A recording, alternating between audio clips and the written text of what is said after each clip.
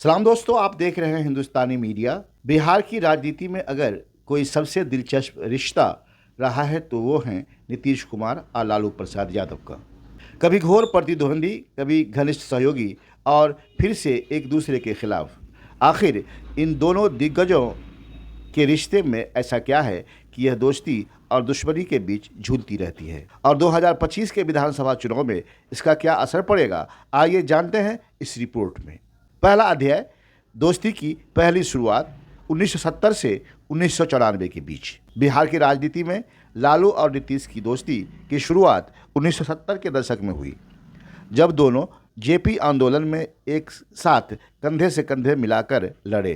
तब ये दोनों संघर्ष के साथी थे और सत्ता के खिलाफ आवाज़ उठा रहे थे। 1989 में जब लालू प्रसाद यादव बिहार के मुख्यमंत्री बने, तब भी नीतीश उनके करीबी माने जाते थे, लेकिन ये दोस्ती ज़्यादा दिनों तक नहीं चली। दूसरा अध्याय अलग रहा है, कट्टर दुश्मनी 1994 से 2015 के बीच का पीरियड रहा। 1994 में नीतीश कुमार ने लालू प्रसाद यादव की पार्टी राष्ट्रीय जनता दल से अलग होकर अपनी party Janata Dal you JDU बना ली। इसके बाद से दोनों के बीच दुश्मनी गहरी होती गई।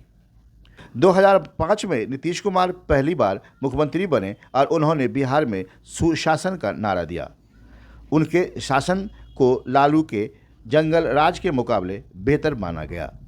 नीतीश ने लालू के खिलाफ भ्रष्टाचार और गुंडाराज का मुद्दा बनाकर अपनी राजनीति मजबूत की। 2010 के चुनाव में नीतीश ने आरजेडी को करारी हार दी और तब ऐसा लगा कि रिश्ता कभी नहीं जुड़ पाएगा। तीसरा अध्याय महागठबंधन से फिर दोस्ती का दौर रहा, जो 2015 माना जाता है।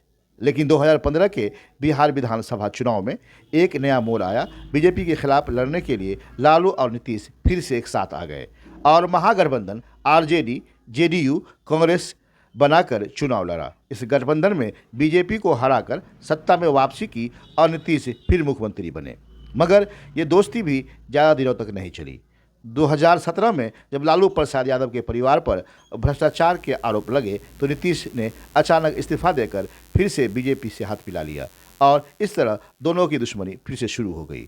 चौथा अध्याय फिर दोस्ती फिर दुश्मनी, जो 2022 से 2024 का पीरियड कहलाता है।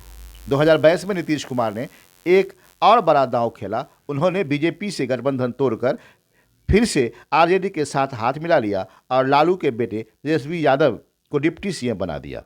इस बार ऐसा लगा कि महागठबंधन मजबूती से चलेगा, लेकिन 2024 के लोकसभा चुनाव में से पहले ही नीतीश ने एक और यू टर्न लिया और फिर से बीजेपी में वापसी कर ली।